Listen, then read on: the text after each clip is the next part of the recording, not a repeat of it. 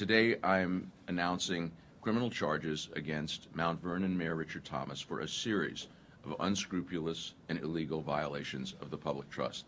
In court papers filed today, we outline a long-running scheme by Mayor Thomas to use his campaign account and his inaugural account as his personal piggy banks, and his post as mayor as an opportunity to reward those who paid his bills.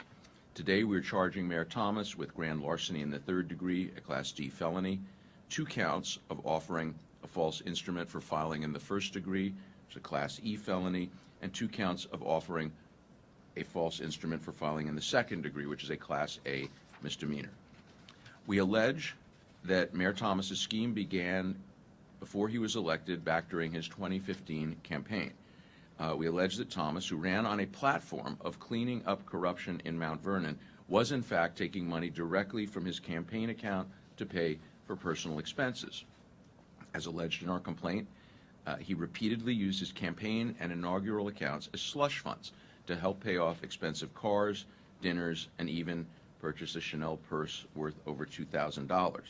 He also used campaign funds to make personal payments on his insurance policies and rent. After a thorough investigation, our allegations are as follows.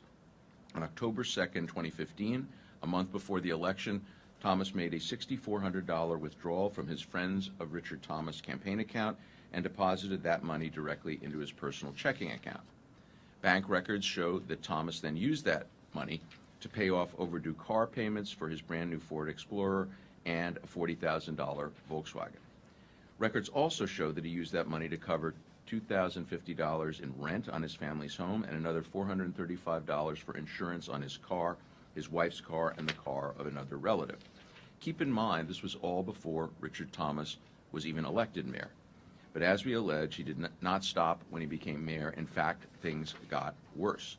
Just 3 days after winning the election, Thomas deposited another $4,000 check from his campaign account into his personal checking account.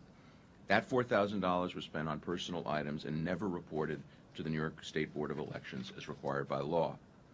According to today's felony complaint, later in November 2015, then Mayor-elect Thomas made another $2,500 deposit from his campaign account to his personal checking account, which he used to pay off car payments and personal loans.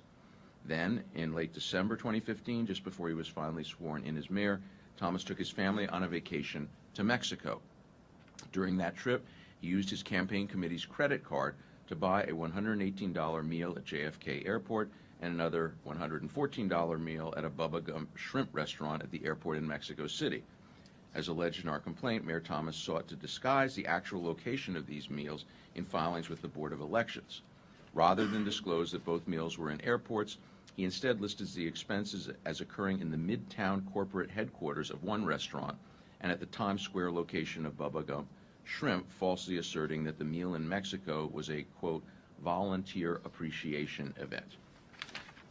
After becoming mayor, we allege that Thomas found a new scheme to expand his graft.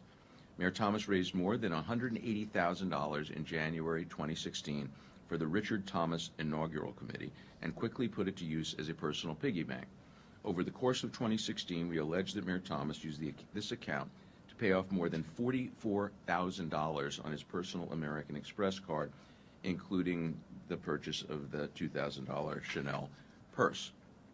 As we allege in our court papers, Thomas's graft was not limited to his campaign and inaugural accounts. He also received money from individuals and failed to report that.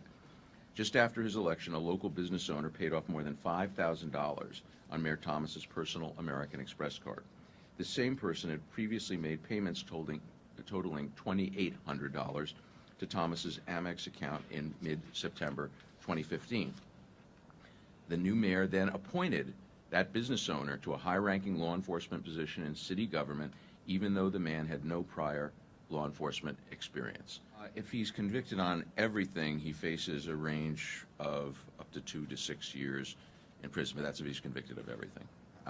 As far as how he got on the radar screen, it was complaints. And this is, again, very important. If you suspect that there is public corruption or misconduct, complaints to our office do lead to cases.